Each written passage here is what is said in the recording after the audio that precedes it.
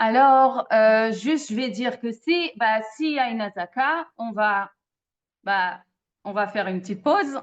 On va aller chacune dans son espace Merhav Mugan. Comment on dit? Espace sûr, espace safe space. Je voulais Protégé, parler. Comment? protégé, espace protégé. Non? Un espace protégé, voilà. Donc, je voulais parler un peu, déjà avant, je veux dire, Maître, que le cours, le Tanya, les mots du Tanya qu'on va dire, la compréhension du Tanya qu'on aura, et tout ce qu'on va parler ici, Bezrat Hashem, ça va être, Maître, pour la protection de tout le Ham Israël, de tous les soldats, de tous les Amen. pilotes, et Amen. Maître, que Amen. ça protège aussi tous les otages, où ils se trouvent, qu'ils reviennent tous en bonne santé physique et Amen. morale, Bezrat Hashem. Amen. Amen. Et donc, voilà, je voulais parler de ce Merhav Mugan, ce lieu protégé, qu'on n'arrête pas de recevoir des messages, soit à côté, à proximité, ou je sais pas comment on dit, à côté de l'espace protégé, l'espace sûr, pas loin, après un peu plus proche, après carrément rentre à l'intérieur. Et là, on nous a rajouté aussi, tu peux sortir. Alors évidemment que, comme vous connaissez le Rabbi, toujours on doit ressortir une aura Avodat Hashem de tout ce qu'on entend, un message pour nous, de tout ce qu'on entend, de tout ce qu'on vit. Est-ce qu'il y a quelque chose de plus, je ne sais pas si important, mais c'est en tout cas ça prend beaucoup de notre temps, tout ce sujet là, de rentrer au mamad, sortir du mamad, être au mamad, au miklat, au mamad. Donc alors c'est évident qu'il faut ressortir quelque chose pour nous dans ça. Et j'ai pensé à quelque chose. J'ai pensé que cet endroit sûr qu'on nous dit, en fait, on te dit, sois à côté de ton endroit sûr. Ça veut dire quoi? Ça veut dire, c'est quoi cet endroit sûr? Ce Merhav Mugan. Merhav Mugan, c'est cette divinité qui est à l'intérieur de toi. Alors, sois toujours à proximité. Ça veut dire que, on dit, faites-moi avec la tête si on dit à proximité pour dire proche, ouais? Voilà. Donc, sois à proximité de cet endroit sûr. Comme ça, à chaque moment où tu dois rentrer à l'intérieur, tu vas être juste à côté.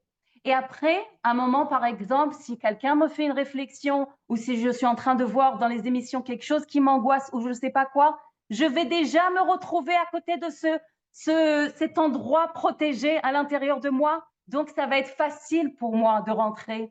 Et au moment où je rentre à l'intérieur de moi, c'est quoi? À cette divinité que je suis.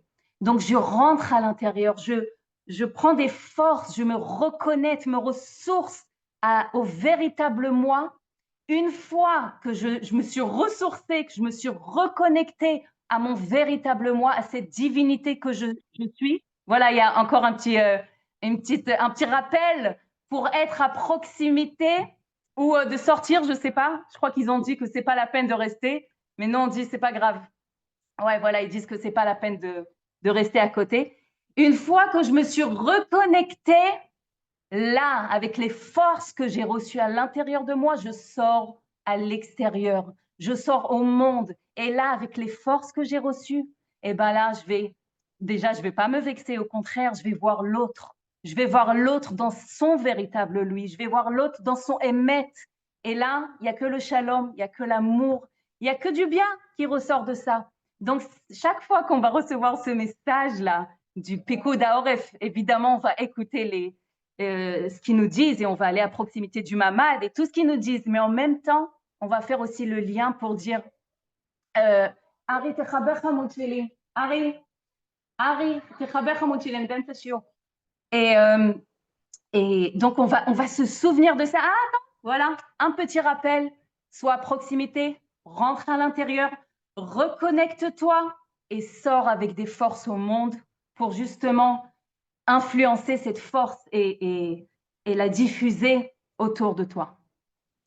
Alors, aujourd'hui, on va continuer. En fait, c'est le cours du Tanya. C'est pas à la place du cours de mercredi, c'est à la place du cours du Tanya qu'on a le dimanche matin. Pour celle qui ne vient pas, c'est l'opportunité voilà, de dire à tout le monde, dimanche matin, Bezrat Hashem, j'espère que très vite, on va recommencer les cours. À 10 heures du matin, on a un cours de Tania et on est arrivé au Perek Bet. Même celle qui n'était pas Zalom Meshane, c'est un sujet de lui-même. Vous pouvez écouter les cours que vous n'avez pas écoutés sur Internet. Il y a tous les cours là-bas. Mais ça parle de lui-même, ce cours-là. Donc, la semaine dernière, on a fini le Perek Aleph. Baruch Hashem, on a fini. Et dans ce Perek Aleph, le Admor Hazaken, en fait, il nous a présenté plusieurs questions et il a commencé à, comment on dit, à les forer, ça veut dire à dissoudre, je ne sais pas comment dire, à enlever tous les réponses qu'on croyait avoir. En fait, il nous a dit, bah, c'est pas ça. Tu vois, tu croyais qu'est-ce que c'était un tzaddik? Eh ben, c'est pas ça. Tu croyais qu'est-ce que c'était un rachat? C'est pas ça, etc. Et aussi, on a compris justement qu'un juif, il a deux âmes à l'intérieur de lui. Et on a parlé aussi, on a parlé aussi des 4 éléments que chaque juif il a, qu'il y a dans le monde et qu'il y a aussi dans l'âme du juif, et que de ces 4 éléments dans l'âme animale, il y a 4 midot mauvaises, disons, pas bien, qui ressort. On a dit c'était la tristesse, l'orgueil, la paresse, la holelout, comment on dit, la clownerie, parler pour rien comme ça, et je ne sais pas si j'ai tout dit, le feu, la terre, l'air, le vent et l'eau. Et on a vu en fait comment, c'est un cours qui est très important hein, pour essayer d'identifier où on se situe, dans quel élément, enfin, on a dit que chacun, il a tous les éléments, mais quand même, quel élément est plus dominant chez moi. Et c'est très important de savoir parce que ça m'aide dans ma shlichut dans le monde. Et on a vu comment chaque mida, soi-disant négatif, on peut la retrouver dans le positif. Et justement, c'est ça qui m'aide dans ma shlichut dans ma vie. Aussi, on a parlé des 2 midot que chaque juif il a, qui viennent aussi de cette âme animale. C'est la gmilut chasadim et la rachmanut. Avoir pitié et faire du chesed. Ok, zéou. Maintenant, ça c'était Perek Aleph. Alors, aujourd'hui, on va commencer, Baruch Hashem B'Shea Tova, on va commencer Perek Bet. Là, Admor Hazaken, en fait, il nous présente l'acteur principal du jeu, du film qu'on vit chacun dans notre vie. Et c'est quoi cet acteur principal? Cet acteur principal qu'il y a à chacun d'entre nous, c'est qui? Alors, une seconde, celle qui a un Tania chez elle à la maison, ça serait bien de sortir le Tania.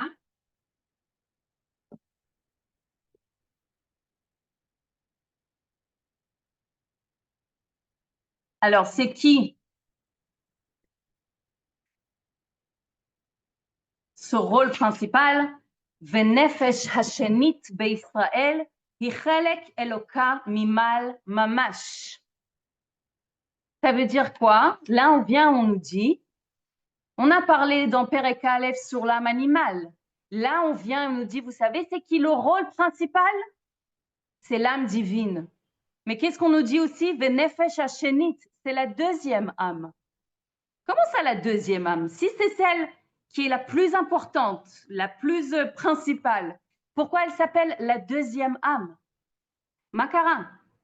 Alors, je ne sais pas si vous vous rappelez, mais on a dit que l'âme animale, elle rentre quand un bébé est né, l'âme animale, elle rentre directement.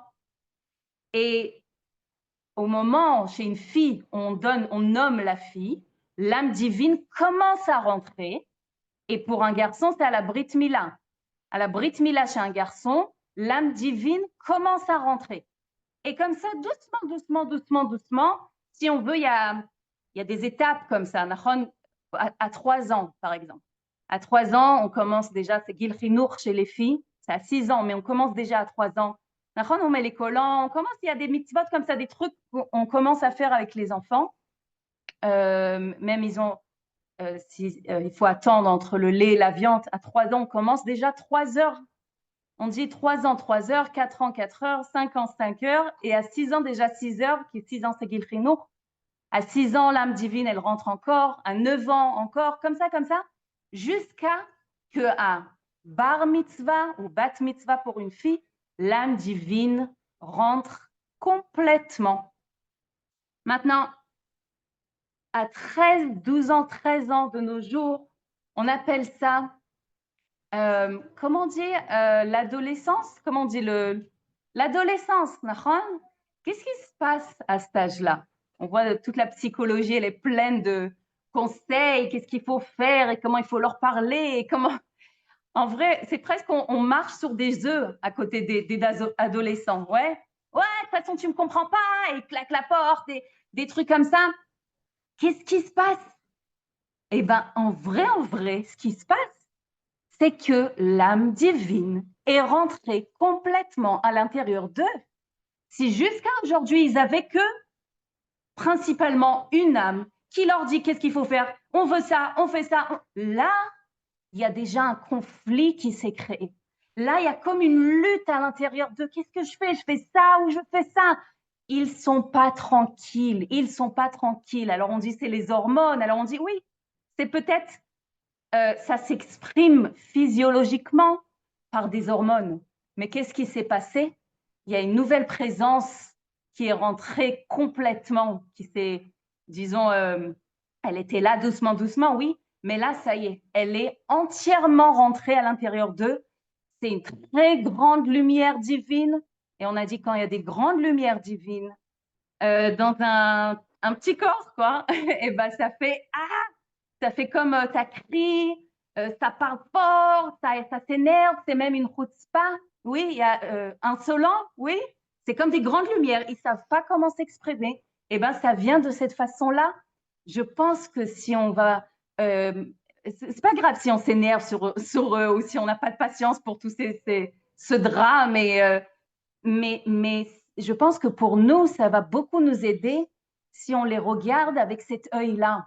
Makara, pourquoi il est comme ça? J'aime pas dire que c'est genre c'est la raison, oui, mais je peux essayer de comprendre que peut-être moi, ça fait longtemps que l'âme divine elle est rentrée à l'intérieur de moi. Et même pour moi, c'est compliqué, même pour moi, c'est dur, et même à l'intérieur de moi, il y a cette lutte, il y a des conflits.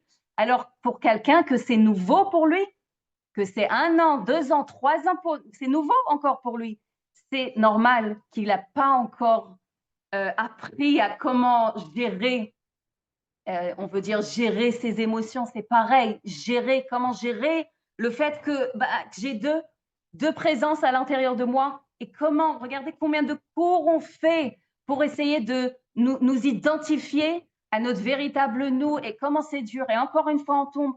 Donc on peut essayer de comprendre que pour eux c'est pas évident. Évidemment c'est pas une raison pour dire c'est pas grave, ils n'ont qu'à faire ce qu'ils veulent. Non, on continue à croire qu'ils ont toutes les forces en eux pour justement écouter ce véritable moi qu'ils ont à l'intérieur d'eux, ouais, cette divinité qu'ils ont, et la vivre, justement. Ok, donc alors vraiment, c'est la deuxième âme, parce que la première âme, c'est l'âme animale qui est rentrée. Donc on a dit que cette âme animale, elle a vraiment de l'avance sur l'âme divine. Elle est là depuis la naissance. Elle est là. Elle est, comment on dit, elle s'est bien installée. Elle a ses habitudes, elle a ses fausses croyances qu'elle a adoptées. Et donc, elle est vraiment présente, cette âme animale. Alors, Chelek Eloka Mimal, comme ça c'est écrit dans le Tanya, Chelek Eloka Mimal, cette phrase-là, elle est écrite dans Iyov. Iyov, c'est un, je ne sais pas comment dire en français, mais c'est un des livres. Job. Job, c'est bizarre. C'est ce livre, il y a écrit là-bas, Chelek Eloka Mimal. Donc c'est de là-bas qu'Admor Azaken il a pris cette phrase-là. Chelek Eloka Mimal, ça veut dire une partie de Dieu. Chelek Eloka, une partie de Dieu, mimal, c'est de Dieu en haut, ok? Mais le Admor Azaken, il rajoute encore un tout petit mot, mais ça change tout. Pas ça change tout, mais c'est quelque chose. Le mot mamash. Chelek Elokam mimal mamash. C'est quoi ce mot mamash? C'est pour venir et dire, tu vois, Chelek Elokam mimal, genre quand je te dis qu'à l'intérieur de toi, tu as une partie divine de Dieu, c'est pas genre une belle image ou une belle idée. C'est concrètement, mamash, ça veut dire concrètement. Je suis pas en train de te jeter des fleurs ou je sais pas pour te dire waouh, comment tu es important. Mamash, concrètement, à l'intérieur de toi, il y a Dieu. Et on va voir comment. Dans chaque juif, il y a une partie de Dieu à l'intérieur de lui. Mais ça veut dire quoi une partie? Est-ce que Dieu il se divise en parties? C'est pas possible. On comprend que c'est pas possible. Mais on dit comme ça. Quand je tiens une partie, je tiens la chose entière. D'accord? Et je vais vous montrer genre en image ce que ça veut dire. Et je crois qu'on va tout de suite comprendre. Quand je tiens le verre, vous voyez le verre? Quand je le tiens dans le bout ici, je tiens une petite partie. Oui? Je tiens le verre entier. Pourtant, je tiens une partie. Quand je tiens une partie, je tiens le verre entier. Pour dire que quand j'ai une partie à l'intérieur de moi, j'ai la chose entière à l'intérieur de moi. Et je vais expliquer, parce qu'au jour d'aujourd'hui, même dans la science, on peut voir ça, que dans une partie, il y a toutes les caractéristiques de la chose entière. On voit ça, par exemple, dans l'ADN. L'ADN, peu importe d'où je vais prendre du corps, je peux prendre une ongle ou un cheveu ou un peu de peau, peu importe d'où je vais prendre un petit morceau du corps et je vais l'analyser dans un microscope, je vais voir l'ADN et l'ADN va être toujours le même, c'est-à-dire la signature de cette personne va être peu importe dans quel membre. Ça veut dire que la partie tient en elle la chose entière. Et en fait, c'est comme si qu'avec cette idée-là de ADN, Hachem, il veut nous montrer comme un exemple de ce que ça veut dire que quand tu as une partie, tu as la chose entière. Ok? Alors, chaque juif, il a en lui une partie d'Hachem, c'est qu'il a en lui l'ADN entier d'Akadosh Baruch Hu. Juste respirer ça une seconde parce que c'est incroyable. C'est incroyable. Et on va encore parler de ça, on va comprendre. Je continue dans le Tanya. Comment shekatuv va'ipach be'apav nishmat chaim ve'ata nefarta bi. וכמו שכתוב בזוהר, מן דנפח מתוך נפח, פירוש מתוכיותו ומפנימיותו, שתוכיות ופנימיות החיות שבאדם מוציא בנפיחתו בכוח. Je vais expliquer. Et vraiment, celle qui a un Tanya à côté d'elle, c'est important de regarder les mots. Mamash, c'est une sgoula, c'est important. Bravo Manu. Ok. Comment shekatuv bazor va'ipach be'apav nishmat chaim. Alors en fait, là, le Admor Azaken, il vient, il nous dit d'où elle vient la Neshama. Comment elle a été créée, la Neshama. Alors on sait que le monde a été créé avec les 10 Mahamarot. Eser Mahamarot, ça veut dire qu'Akadosh Baruch Hu, il a parlé, oui, il a parlé, il a dit Vayehi Or, et il y a eu la lumière. Vayehi Rakia, ouais, ça veut dire que la parole d'Hachem, elle crée le monde. Et je dis elle crée, pas elle l'a créé, elle crée parce que c'est à chaque instant, Akadosh Baruch Hu, il dit le monde. Les arbres, les animaux, l'eau, la lumière, ouais, tout. Mais quand Kadosh Baruch Hu, il a créé le juif, la Neshama, d'accord?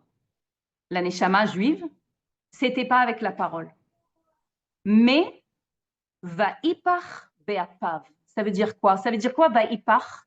Il a soufflé en lui. Souffler.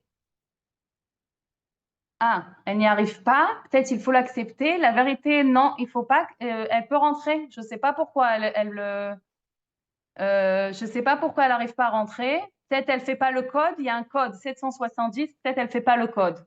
Mais on peut rentrer. Donc, ça veut dire quoi souffler? Souffler, c'est comme quand on souffle dans un ballon pour gonfler un ballon. Qu'est-ce qu'on fait?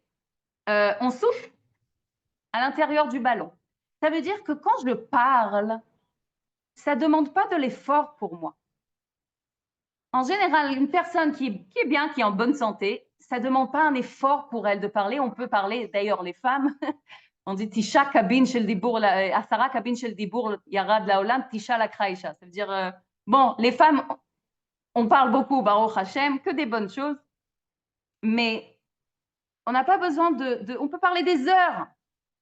Mais pour gonfler un ballon, ça demande déjà de rentrer à l'intérieur de moi, ouais. Comme si je me prépare pour ça, je me prépare. Et je rentre à l'intérieur de moi, je prends de l'air et ensuite je souffle et ça demande, c'est comme on dit, ça demande un effort. C'est dur, c'est plus dur que de parler. Alors oui, ça demande plus de force et aussi la source de ça, elle est plus intérieure. Parce qu'imaginez-vous que parler, c'est à l'extérieur. Ça sort à l'extérieur. Parler. Ça vient d'où ça vient, la parole? Ça sort. On dit que la parole, c'est extérieur. Et le souffle, d'où ça vient? Imaginez-vous que ce qu'il y a dans le ballon, où c'était avant, très, très profond à l'intérieur de moi. J'ai soufflé. Presque mon être, j'ai mis dans ce ballon à l'intérieur. Alors, quand Akadosh Baruch Hu, il a créé l'âme divine, l'âme juive, l'âme divine, c'est pas comme la création du monde entier. Ça veut dire qu'un juif, il n'est pas comme le monde entier. Et ça, je vous demande vraiment, vraiment de méditer sur ça, peut-être après le cours, comme ça, pas maintenant. Mais un juif, il est au-dessus de la création. Il n'a pas été créé comme le monde entier.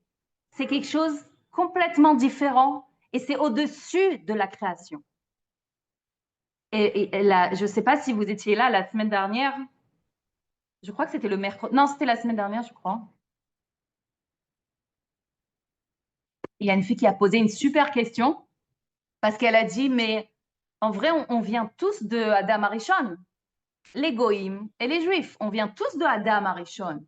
Donc, alors, comment ça c'est pareil, nous aussi, on vient de là-bas. Et là, la réponse, c'est avant, j'ai répondu, celle qui a entendu, c'est pas grave, mais pour celle qui n'a pas entendu, la réponse, c'est qu'en fait, avant la faute, avant que Adam et Chava, ils ont mangé de l'arbre, alors ils avaient en eux que l'âme divine. Ils étaient connectés totalement à la divinité, mais on dit que s'ils n'auraient pas mangé de l'arbre, il y aurait eu la Géoula direct, zéro. Mais comme ils ont mangé, donc à ce moment-là où ils étaient que de la divinité, il n'y avait que l'âme divine à l'intérieur d'eux, les âmes d'Israël étaient inclus complètement, tout le âme Israël inclus dans cette âme divine. Il n'y avait pas les Neshamot d'Egoïm, que les Neshamot de âme Israël. Au moment où ils ont mangé le fruit, ils ont mangé de l'âme, le Etzadat, à ce moment-là, l'âme animale est rentrée à l'intérieur d'eux et la source des Neshamot d'Egoïm, c'est de là-bas. C'est de l'âme animale de Adam Arishon. Vous avez compris? Arshav. Donc, le monde entier a été créé par la parole. Évidemment, comme on a dit tout à l'heure, à chaque instant, Akadosh Baruch Hu, il dit à chaque instant, voilà qui a la chaise, qui a la chaise, qui a la chaise, qui a le mur, qui a la pierre. Tout, à chaque instant. Et si Akadosh Baruch Hu, il n'aurait pas dit, même une fois, On a dit, c'est pas alors le monde, il serait détruit. Non, c'est le monde, il n'aurait même pas existé. Même pas existé. Il n'y aura pas quelqu'un qui va se souvenir qu'il y avait un monde et que là, il n'y a plus de monde. Il n'y a plus. On est retourné à la... Chas Shalom, ce n'est pas le but de Dieu, évidemment. Dieu, il veut qu'on soit là, c'est son but. OK, mais alors ça, le monde entier, il a été créé par la parole et le juif, c'est pas la parole, c'est avec un souffle et à chaque instant, évidemment, on est soufflé de nouveau. À chaque instant, Akadosh Baruch Hu, il souffle la neshama en nous. Je continue. Ah non, je continue pas encore. Je voulais dire encore quelque chose ici parce qu'on dit donc mais man de nafar, d'où il a soufflé, mitor nafar, dans l'intérieur de lui. Imaginez-vous Hachem, à l'intérieur de lui, il a soufflé la neshama mitoriuto ou mipnimiuto, de son intériorité. Archav, je veux dire aussi quelque chose. Le monde, il se divise en quatre, je ne sais pas comment dire, il y a le minéral, végétal, animal et humain. Et il est où le juif dans ça? Le juif, en fait, comme on a dit tout à l'heure, il est au-dessus, il exprime quelque chose de divin qui est au-dessus de la création, au-dessus de toute définition. Tout ça, végétal, minéral, animal, tout ça, c'est des choses qui sont définies. Oui, si tu es un animal, tu n'es pas un végétal. Si tu es un minéral, tu n'es pas un humain. C'est des choses qui sont définies. Archav, c'est quand même incroyable parce que, comme on a dit, notre Neshama, c'est Akadosh Baruch Hu lui-même. On a une partie d'Akadosh Baruch Hu en nous, mais on a dit que si on a la partie, on a la chose entière en nous. Si on tient une partie, on tient la chose entière. Donc, imaginez-vous qu'Akadosh Baruch Hu, il est à l'intérieur de nous. D'un autre côté, on se promène dans le monde, à l'extérieur, comme tout le monde, comme des personnes qui ne sont pas juives. On ne ressent pas qu'on est à Kadosh Baruch Hu. Quand on sort, quand on s'habille, on sort, on parle, on n'a pas cette impression qu'on est cette divinité. On se sent comme le monde, comme toutes les personnes dans le monde.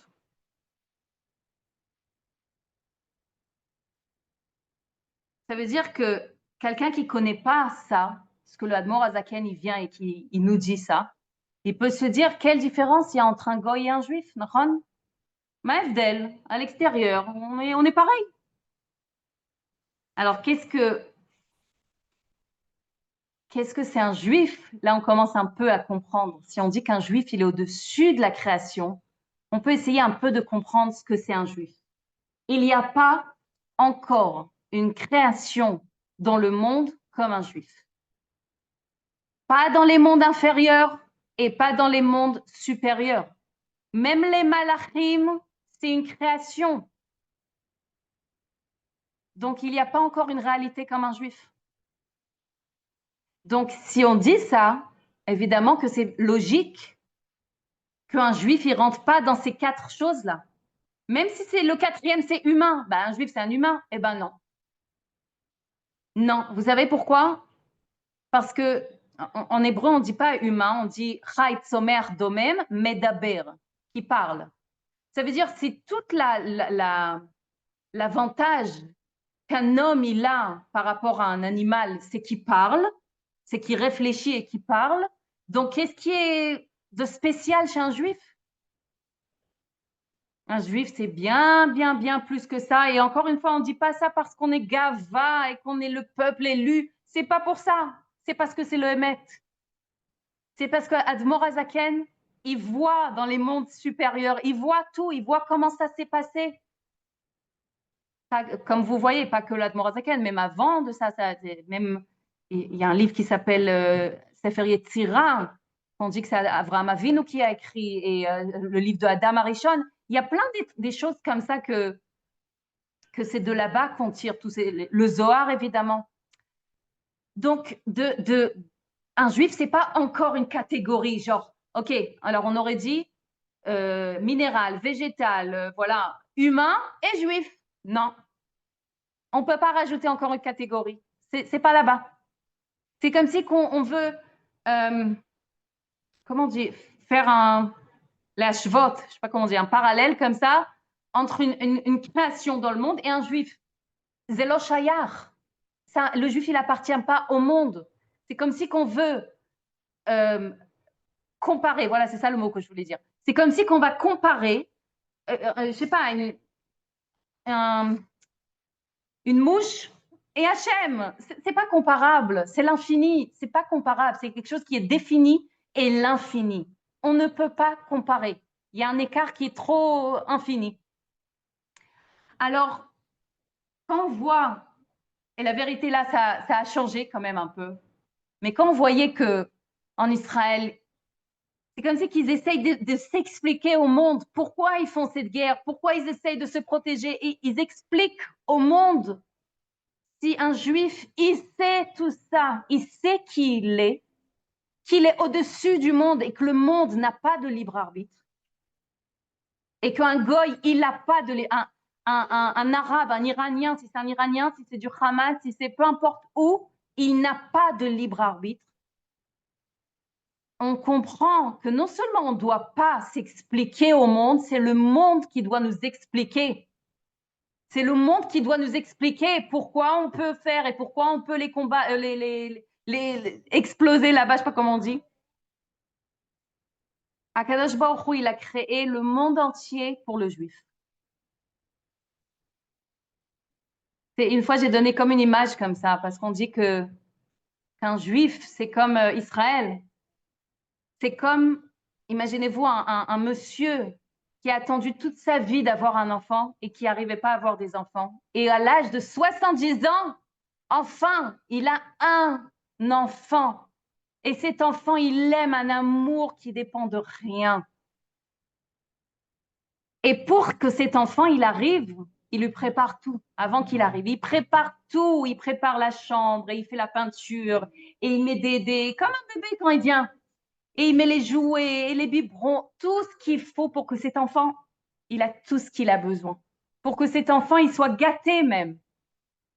Et arrivé l'enfant, on peut dire, je sais pas, il est arrivé en dernier, c'est lui qui est le moins important, non? C'est-à-dire le biberon qui a été acheté, il a été acheté avant, donc c'est le biberon qui est plus important. C'est n'importe quoi de dire ça, évidemment. Donc Hachem, il a créé le monde entier en 6 jours, Nahon, pour amener l'homme à la fin. Israël, le monde entier a été créé pour Israël. Entre parenthèses, on dit que voilà, il aime tellement fort son enfant, ce père-là, il a 70 ans, il aime tellement fort son enfant que même s'il le casse tout ce qu'il lui a préparé, ou même s'il l'insulte, ou même s'il n'est pas gentil avec lui, ou même l'homme chané, il l'aime d'un amour qui dépend de rien. Je t'ai tellement attendu que tu peux casser toute la maison, je m'en fiche. Évidemment, on comprend le... Alors, ok. Donc, Akadosh Baruch Hu, il a créé le monde pour un juif. On dit Kol ma she'Akadosh Baruch Hu bara lo bara ela lichvodo. Ça veut dire qu'Akadosh Baruch Hu, il a créé le monde pour lui, pour son kavod. Et comme un juif, il est là, il représente Dieu, c'est-à-dire Akadosh Baruch Hu, il s'exprime à travers lui dans le monde. Alors, tout a été créé pour nous. Pour que chacune d'entre nous puisse exprimer Dieu à travers elle de sa façon. Ok, Arshav.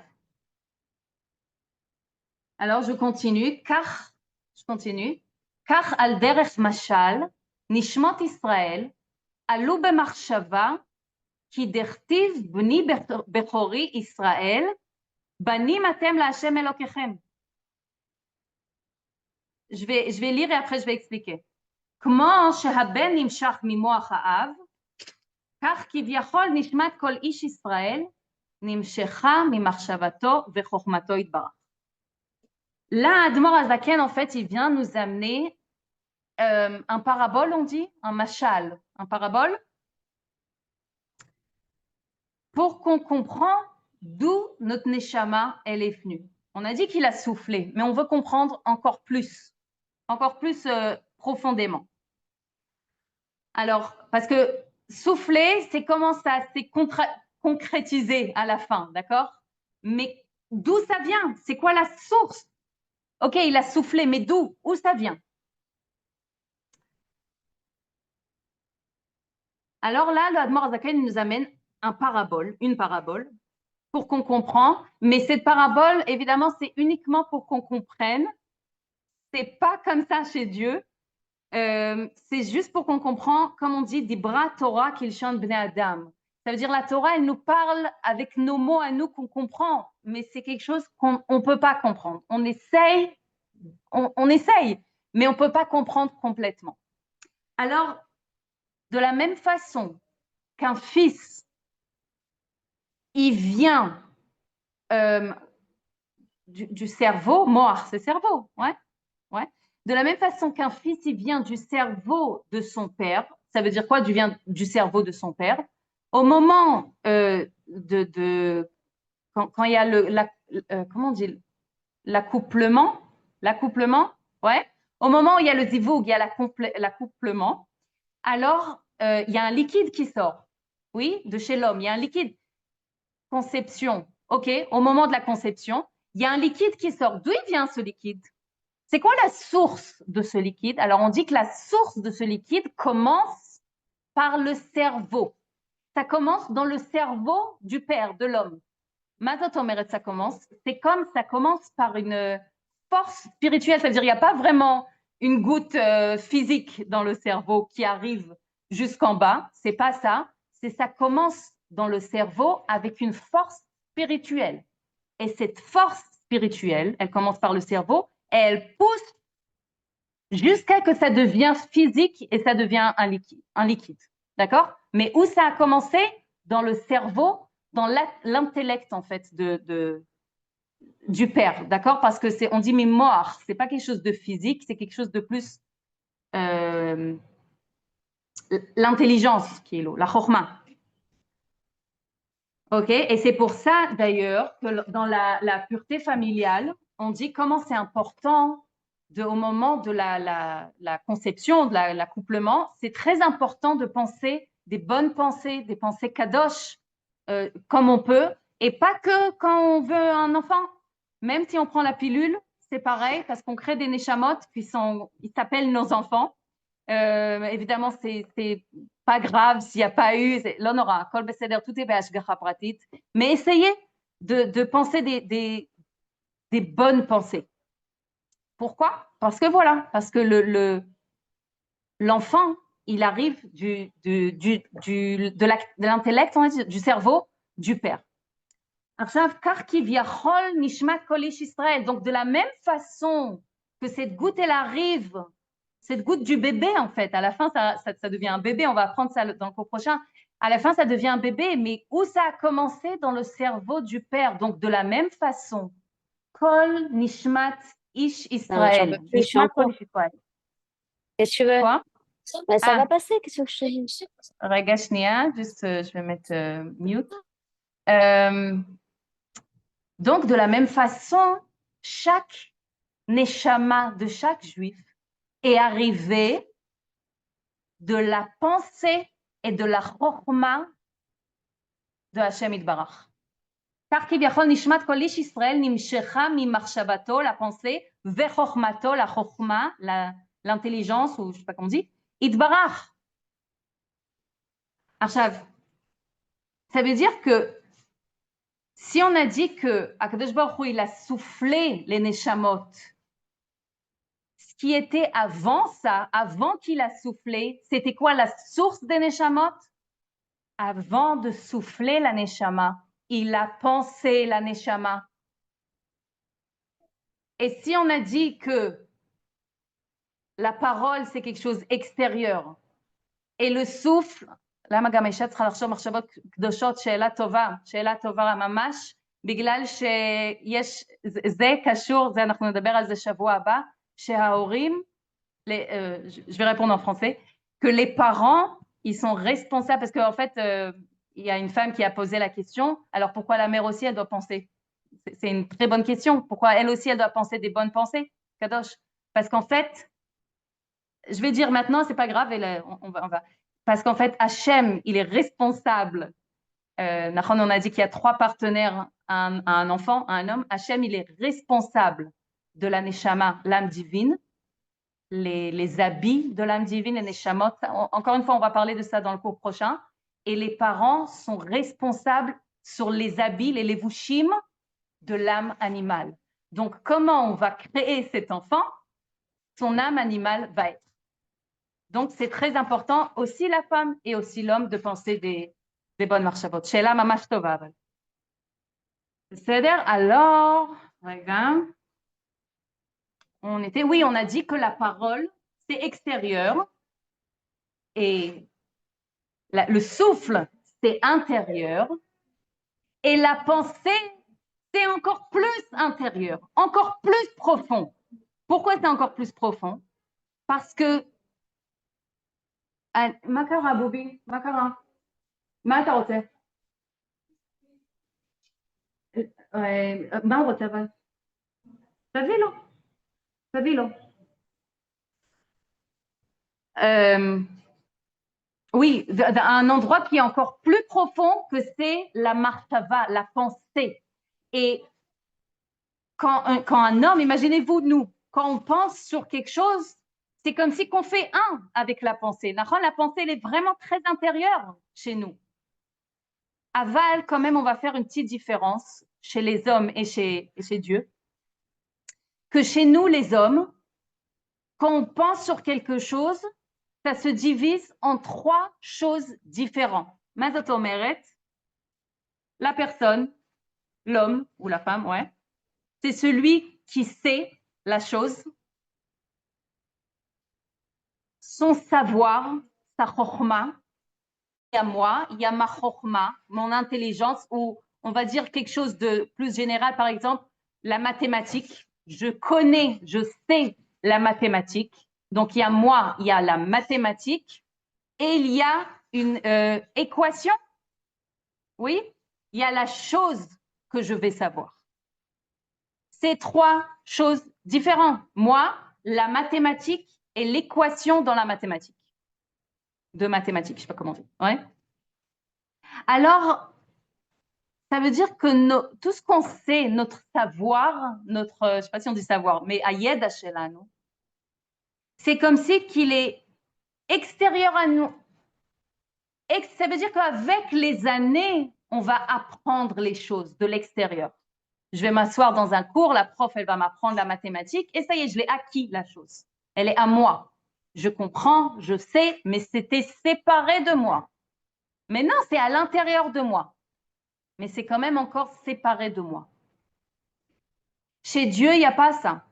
Etzel HaKadosh Baruch Hu, ki lo marshavotai marshavotechem. Mes pensées, c'est pas comme vos pensées. Ma zot omeret.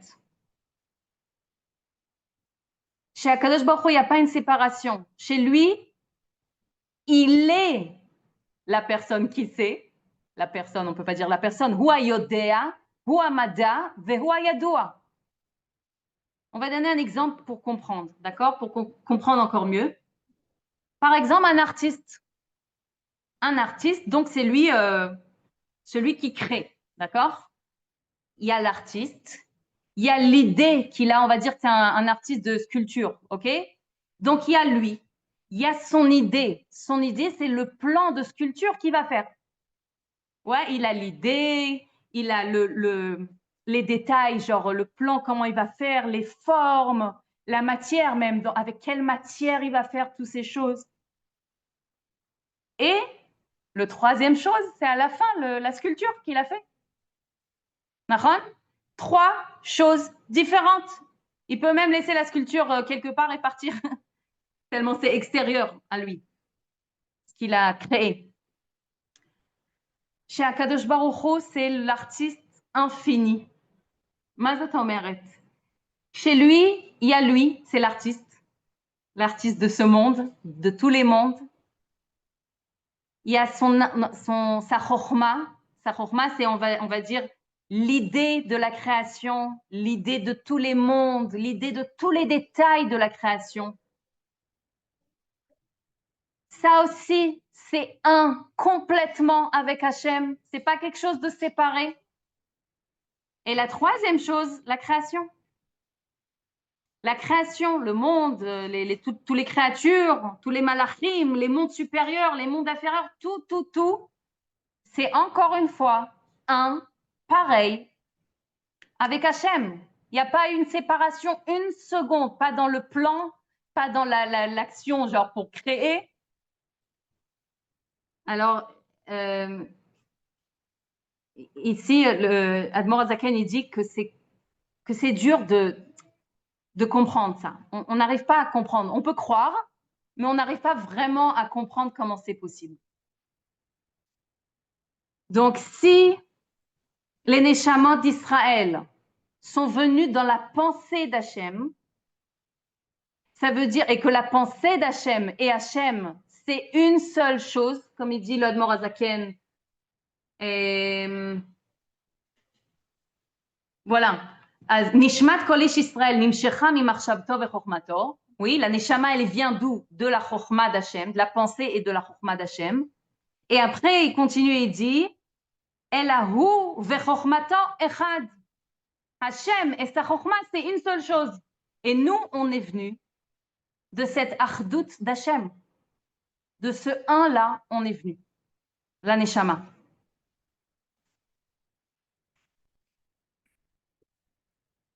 Je continue encore.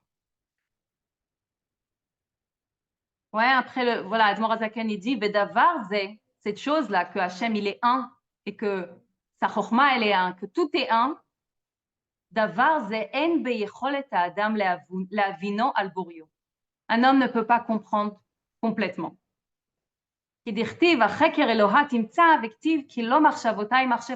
Encore une fois, mes pensées à moi, ce n'est pas vos pensées. Vous ne pouvez pas le comprendre.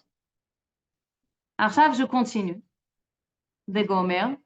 ואף שיש רבבות מיני חילוקי מדרגות בנשמות, גבוה על גבוה לאין קץ, כמו גודל מעלת נשמות האבות, ומשה רבינו עליו השלום, על נשמות דורותינו אלה, דעקבי משיח, שהם בחינת עקביים, רגע, je vais m'arrêter.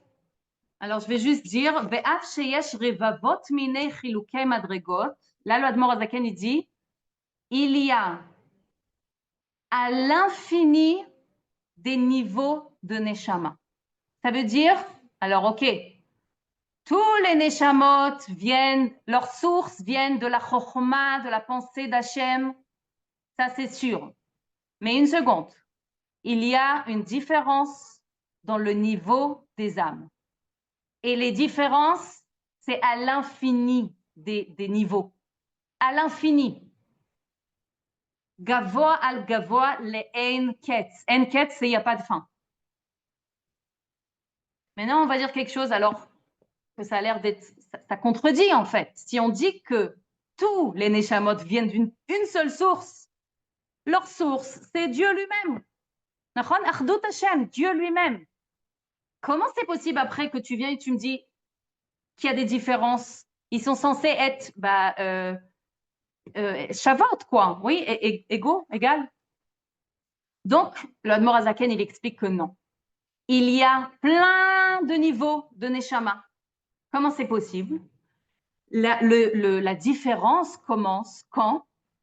La différence, en fait, c'est de on va dire ça, on va dire comme ça. La différence, c'est dans le chemin que la Neshama, elle a fait jusqu'à qu'elle est arrivée dans ce monde. La différence, elle commence par là-bas. Mazat Omeret. Tous les Neshamot sont Chelek Eloka, Mimal, Mamash. Ça, il n'y a pas de doute sur ça. Mais il y a des Neshamot. Vous vous rappelez qu'on a dit il y a 4 mondes, Atzilut, Bria, Yetzira, Asiya. D'ailleurs, j'ai besoin comment on dit, de dire une excuse à Menoucha qui a dit, alors, tous les Neshamot viennent de Atzilut. Et moi, j'ai dit à Menoucha, non. Eh bien, je suis désolée, Menoucha, et je vais m'expliquer. Tous les Neshamot font un chemin pour arriver dans ce monde. Il y a des neshamot spéciales, comme la neshama de Admor Hazaken, par exemple, sur elle, on sait, qui viennent. Alors, tous les neshamot sont dans le monde de Hatzilut, le monde le plus haut. Sauf que, par exemple, Admor Hazaken, il est arrivé de Hatzilut directement dans ce monde, sans passer par les 3 autres mondes. Vraiment sans passer. En fait, si on veut, chaque monde, c'est un filtre. Chaque monde cache encore plus et sépare encore plus la conscience du juif de qui il est réellement. Donc, une neshama qui vient directement de Hatzilut, que dans Hatzilut, il n'y a rien d'autre que Hachem. Il n'y a pas de création, il n'y a pas de malachim, il n'y a rien dans Hatzilut. Il n'y a que Hachem. Et les neshamot Israël. C'est Hachem, on vient de dire. Donc, venir directement de là-bas dans ce monde sans être filtré, sans être réduit, c'est que le dévoilement divin, de divinité que quelqu'un comme ça, il a, c'est genre direct, quoi, total. Après, il y a des neshamot qui passent par Hatzilut, Bria, et qui arrivent dans ce monde sans passer par Yetzira. Il y a des neshamot qui passent Hatzilut, Bria, Yetzira. Dans Asiya, il y a Asiya Rouchani et Asiya Gashmi, et ils viennent direct dans Asiya. Et il y a des neshamot, comme la plupart de nos neshamot, Baruch Hashem. On a fait tout le parcours. On est passé par tous les filtres. Et c'est ce que Dieu voulait pour nous. Hatzilut, Bria, Yetzira, Asiya Rouchani, Asiya Gashmi, ça y est, on est là, on a passé tous les filtres qui existent, tous les voiles qui existent, on a passé. Donc, la différence dans les âmes, c'est ça. On va s'imaginer que c'est comme une source d'eau pure, propre et pure, qui passe par des tuyaux, des canals. Mais dans les canals, il y a des différences. On va s'imaginer que dans un tuyau Beres, ouais, on va s'imaginer qu'il y a un tuyau qui est court et épais, comme ça. Donc, l'eau qui va passer dans ce tuyau, l'eau qui va passer, ça va être très rapide, ça va venir, et beaucoup, une grande quantité. Donc, quelqu'un qui est passé par un tuyau de Hatzilut, il a beaucoup de lumière divine et très rapide. Très rapidement, il se connecte à Dieu. Quelqu'un qui a, par exemple, un tuyau, par exemple, qui est très long et très fin, donc c'est très lent jusqu'à que ça arrive, la lumière. Et c'est plus, disons, moins de lumière et plus doucement. Ou par exemple un tuyau avec un filtre, encore un filtre. Donc ça, il y a des différences dans les tuyaux qu'on est passé. Alors tous les tuyaux, toute l'eau vient de la même source, mais leur expression est différente. D'accord? Ça veut dire mon expression de ma neshama, elle est différente parce que le chemin que j'ai fait, il est différent.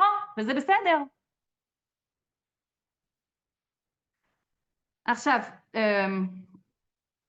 donc la différence entre les neshamot, c'est très important aussi. Regarde, je vais continuer. La différence entre les neshamot, c'est pas des petites différences, comme Salomon Morazakini dit, mais c'est des différences gavoa, gavoa, adlenket. Ça veut dire, il peut avoir une très grande différence. Si on pense à Hatzilut, comment c'est haut par rapport à Hatzilut, par rapport à Bria. Hatzilut, Bria, Yetzira, Asiya. Imaginez-vous, là c'est Bria, Yetzira, Asiya et Hatzilut c'est là. Donc imaginez-vous une neshama qui vient de Hatzilut et une neshama qui a passé partout. C'est vraiment, vraiment, on ne peut pas comparer. Aval, il y a des neshamot qui sont très spéciales, neshamot qui s'appellent des neshamot générales, qui contiennent un rabbi. Rabbi, c'est une neshama générale qui contient en lui tous les neshamot d'Israël, Rosh Bnei Israël. Et des neshamot de tzadikim aussi, des neshamot, des gens plus simples. Il y a plein de sortes de neshamot, mais je veux que vous compreniez que c'est pas combien la personne il est intelligent, par exemple, ou combien de mitzvot il fait. C'est rien à voir avec ça. C'est aucun rapport avec les mitzvot. Il peut être quelqu'un qui... Il y a une histoire sur des étudiants qui sont venus chez le rabbi en Yechidout. Des étudiants pas religieux, ouais, d'une université en Amérique. Et ils sont rentrés comme ça chez le rabbi et chacun a posé une question au rabbi. Et il y a un qui était un peu comme ça, il a osé comme ça et il dit au rabbi, Rabbi, c'est quoi un bon juif? Lui, qu'est-ce qu'il croyait que le rabbi va lui répondre? Quelqu'un qui fait Torah et mitzvot, qui... C'est comme ça qu'on peut juger qui c'est qui est un bon juif, non? Alors le rabbi lui dit, regarde, je vais te donner comme une image pour comprendre. Imagine-toi qu'il y a un... Ah, mince, comment on dit? Soulam. Soulam, une échelle. Merci, Ilanit. Imagine-toi qu'il y a une échelle avec 613 niveaux comme ça de l'échelle qu'on monte. 613, c'est comme les 613 mitzvot. Donc, imagine-toi, marche, Nahon, qui a 613 marches. Imagine-toi qu'il y a une personne qui est sur la marche 612. Wow, imagine-toi combien de mitzvot il fait. Nahon, c'est quelque chose d'énorme. Et maintenant, imagine-toi qu'en bas, il y a une personne qui est montée sur la première marche. Donc, une vue extérieure, on peut dire, bah voilà un bon juif, 612 mitzvot. Et voilà quelqu'un qui n'est pas un bon juif. Il fait peut-être une mitzvah dans sa vie. Le rabbi vient lui dire, on ne peut pas juger par l'extérieur. Pourquoi? Parce que si celui qui est sur la 612 marche, tout dépend de il est où son regard. Si son regard, il est vers le bas, il est en train de descendre, ok, il est sur 612, mais son regard, il est en bas. Mais celui qui est là dans la première marche, si son regard, il est vers le haut, eh bien là, tu peux savoir, c'est un bon juif. Mais ça veut dire, c'est pas comment on dit, la kamut chez la mitzvot, c'est pas combien de mitzvot la personne, elle fait. On peut avoir une barbe jusqu'au parterre et faire tous les mitzvot, mais être avec un ego très grand. Mais c'est-à-dire, ou être, par exemple, dans ma conscience très séparée d'Hachem. Alors, ça veut rien dire. On ne peut pas juger personne si c'était un bon juif ou pas un bon juif. Ce qu'on voit à l'extérieur, ça veut rien dire. Je vais raconter encore une petite histoire. C'est une histoire c'est un rave qui s'appelle Rav Steinsaltz, Adin Even Israël. D'ailleurs, c'est lui qui a écrit ses livres de Tanya. Et lui, il a même reçu Khatan Pras Israël. Il a reçu Pras Israël. C'est vraiment une personne incroyable. Il a fait des explications sur la Gemara, sur le Tanya. Mamash un gaon. Et une fois, on l'a invité dans une université pour faire une conférence sur le judaïsme, sur l'histoire juive et tout ça. Et il commence comme ça, il commence à parler. Et dès qu'il a dit le mot Shabbat, pour dire un truc, il a dit Shabbat, il y a un très grand professeur là-bas qui dit « Ah, Shabbat, Shabbat, eh bien moi je vais te dire c'est quoi mon Shabbat. Moi, Shabbat, je fais, je ne sais pas comment on dit, animakpid, ça veut dire je fais un hidour. Je fais un hidour Shabbat de manger du porc. Spécialement le Shabbat, je mange du porc. Parce que pour lui, j'aime ça, donc je le garde pour Shabbat. » Ouais, il voulait évidemment, le pousser, comment on dit, le provoquer, voilà. Et qu'est-ce qu'il dit à Adin Even Israël, à Rav Adin? Il lui dit, waouh, mais c'est magnifique. Regarde comment, c'est justement de ça que je te parle. Regarde comment toi et moi, nous deux, on voit l'importance de la Shabbat. Ok, il a mis de côté ce qu'il lui a dit sur le porc, pas porc. Zelo meshane, un juif, il aime la Shabbat. Qu'est-ce que tu fais après? C'est dans l'expression déjà, l'homme meshane. Tu aimes Shabbat parce que tu sais que c'est important. Aval, et ça aussi, c'est pour dire que le Baal Shem Tov, il nous a appris vraiment à aimer chaque juif, peu importe le niveau qu'il a, parce que justement, la source de tous les neshamot, on fait une seule chose. On fait une seule chose, on dit Koma Achat Israël, c'est Koma Achat Knesset Israël, et on fait un avec Dieu. Donc, on ne peut pas juger une personne ou quoi parce que elle a des tatouages, ou parce qu'il ne fait pas Shabbat, ou parce que ça, c'est des choses qu'on voit avec nos yeux, mais on ne comprend rien dans les Neshamot. C'est possible que cette Neshama-là, elle vient du monde de Bria, ou du monde de Yetzira, du monde beaucoup plus haut que moi. Ça veut dire, enfin, qui est venu direct de là-bas, comme on a dit tout à l'heure. Archav, et c'est possible que cette Neshama, elle a une shlichut. On ne sait pas pourquoi elle est comme ça. Elle a une shlichut. Iafshar la date. Avec nos yeux, on est très limité. On ne peut pas savoir. Regarde, qu'est-ce que je voulais dire? Ouais, alors dans ces Neshamot-là, même dans ces Neshamot-là, il y a des différences. Non, je voulais dire qu'il y a deux sortes de différences. Voilà. Deux sortes de différences. Et je vais voir ça dans le texte. Kmo godel ma'alat nishmot ha'avot ou Moshe Rabbeinu alav shalom. Ça veut dire, par exemple, il dit, par exemple, le niveau de Neshamot de Avot, Abraham, Yitzhak et Yaakov, ou par exemple Moshe Rabbeinu, et notre génération à nous, Al Nishmot Dorotenu Ele, Deik ve Meshiche. Notre génération s'appelle Dor Shel Ikveta de Meshicha. Ça veut dire le talon. Mamash le talon, on est appelé. Azraga, je vais parler de ces deux différences. Il y a des différences d'âme de génération et il y a des différences dans la génération. Et je vais expliquer. Les différences entre les générations, il y a un écart immense de façon au niveau spirituel des générations des Avot, par exemple, Abraham, Yitzhak et Yaakov.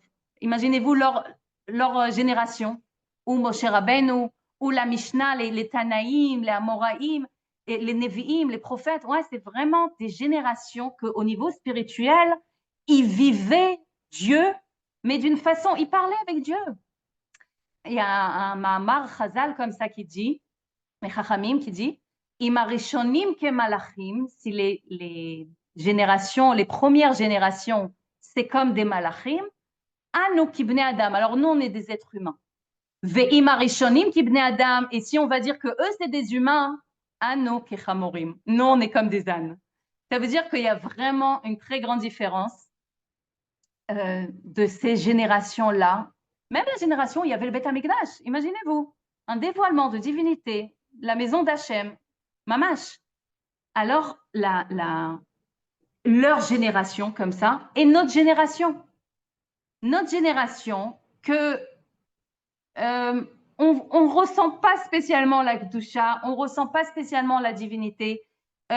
Si avant, c'était évident, par exemple, que tous les gens du village, ils font Shabbat, et quelqu'un qui faisait pas Shabbat, c'était vraiment dans les générations, pas il y a très longtemps, oui, même on peut dire il y a 200 ans comme ça, quelqu'un qui faisait pas Shabbat, c'était pas logique, c'était pas possible, et tout le monde parlait de ça, comment c'était incroyable. Nachon? Et Baruch Hashem, dans notre génération, c'est Baruch Hashem. Alors, notre génération s'appelle le talon. Et leur génération s'appelle... Ah, qu'est-ce que j'ai fait? Regarde. Et leur génération s'appelle la tête. Ils sont au niveau de tête et nous au niveau de talon. Aval, le rabbi comme le rabbi. Toujours, il nous explique que on peut voir le talon comme quelque chose de bas. Oui, c'est vrai, le talon, c'est le plus bas du corps. Mais on peut voir aussi le talon comme celui qui arrive le premier à chaque fois. Mazotomeret, à chaque endroit, qui c'est qui arrive en premier? C'est le talon. Imaginez-vous que la tête, elle veut arriver quelque part. J'ai une idée, je veux aller manger quelque chose. Oui, qui c'est qui va aller vers cette chose, vers la cuisine, le frigidaire, qu'en ce moment, on se retrouve beaucoup là-bas? Qui c'est qui va se retrouver devant le frigidaire? Des fois, j'ouvre le frigidaire et j'oublie que je suis devant le frigidaire. Je regarde, après je dis, ah, oui, c'est vrai, je cherche. J'ouvre le frigidaire comme ça, machinalement. Donc, si la tête, elle veut arriver quelque part, elle dépend du talon. Ça veut dire que le talon, il a une très grande importance. Et on dit aussi que le talon, il a une messirut nefesh. Il a mamash, il sort en premier. Ah, peut-être il y aura des des pics par terre, des cailloux, c'est pas grave. On doit aller là-bas, je vais aller. C'est un messirut nefesh de nos générations. Mamash comme ça. Ça, c'est la différence entre les générations. Mais dans la génération en elle-même, il y a aussi des différences. Il y a des gens qui sont au niveau de tête. On parle de la Neshama, oui. Évidemment, quand on dit Rosh Bnei Israël, on parle de la tête. C'est des personnes qui sont connectées à Dieu sans filtre, on a dit, sans filtre. Et il y en a qui sont au niveau de talons, qui ont besoin plus de Messirut Nefesh pour arriver à ce dévoilement de divinité. Alors, c'est très important de savoir que c'est pas qu'il y a des neshamot avec plus une valeur ou des neshamot avec moins de valeur. C'est pas là-bas. La valeur de tous les neshamot, c'est la même valeur, Dieu lui-même. On ne parle pas de valeur, on parle de rôles différents. Comme la tête, elle a un autre rôle, et la main, elle a un autre rôle, et le pied, il a un autre rôle, et le talon, il a un autre rôle. C'est des rôles différents. Chaque neshama est venu pour une mission spéciale. Et pour cette mission, elle a reçu cette neshama qui a passé par tous les filtres ou qui n'est pas passé par tous les filtres. Tout dépend de c'est quoi mon rôle et d'après mon rôle, c'est la neshama que j'ai reçue. Et maintenant, je vais vous dire de... Bon, ma Micheli, ma cara, bon, lama bokhe. Ah, c'est ça, בסדר, תשימי שנייה. תשב, בובי. Donc, essayez de vous imaginer une situation comme ça où il y a 9 tzadikei olam. On va prendre tous les Ushpizin, ouais, Abraham, Yitzhak, Yaakov, Moshe, David, qui est encore il y a là-bas, ouais. Je ne sais pas comment, qui encore, oui, mais David Amelech, Rashbi, Rabbi Shimon Bar Yochai, 9 tzadikei olam. Et ils sont comme ça, ils s'assoient, ils font un Fabrengen ensemble. Et après le Fabrengen, ils veulent faire minyan. Ils veulent prier, Arvit. Ah mince, on n'est que 9. Alors qu'est-ce qu'on aurait pensé? Il faut un autre tzaddik pour compléter le minyan. On va essayer de trouver un tzaddik à leur niveau pour compléter le minyan. Sauf que non. Pour compléter un minyan, il suffit même du gauchiste athéiste qui passe dans la rue avec tout tatouage et je ne sais pas quoi. Lui aussi, il peut compléter un minyan à Rabbi Shimon Bar Yochai, les Avot, David Amelech et tous les tzadikim. Il complète le minyan parce que pour compléter un minyan, pour 10 personnes, on dit quand il y a 10 personnes, il y a la shrina. Pourquoi? Parce que 10 personnes, c'est cette complétude qui fait descendre la shrina. Pour ça, tu as juste besoin d'avoir une chelek eloka, mimal, mamash à l'intérieur de toi. Tu l'as, tu peux compléter minyan. Vous avez compris? Zéo. Alors, on va finir ici aujourd'hui. Bezrat Hashem, au cours prochain, Bezrat Hashem, j'espère qu'on va se voir et qu'en Géoula, on va faire peut-être au Beth Amikdash le cours. Et on va mamash voir Dieu et il va peut-être nous expliquer même le prochain cours. Allez, des bonnes nouvelles. Est-ce qu'il y a des questions? Attends, est-ce qu'il y a des questions? Yachar, j'éteins, moi. Ça y est, vous êtes là. Est-ce qu'il y a des questions? Vous pouvez ouvrir vos micros. Je pense que vous pouvez, non? Vous pouvez ouvrir? Oui. Ah, voilà. Donc, s'il y a quelqu'un qui veut poser une question, avec plaisir. Ah, il n'y a pas? Bon, bah, c'était clair alors, non? Baruch Hashem. Je suis très contente. Alors qu'il y a des bonnes nouvelles. Amen. Et je vous souhaite une bonne nuit. Et quand je vous souhaite une bonne nuit, c'est vraiment dans le sens simple du mot, une bonne nuit. Et que des bonnes nouvelles. Amen. Amen. Merci, Allez, Nat. bye bye. Merci, Merci. bye. Bye, bye, Anat.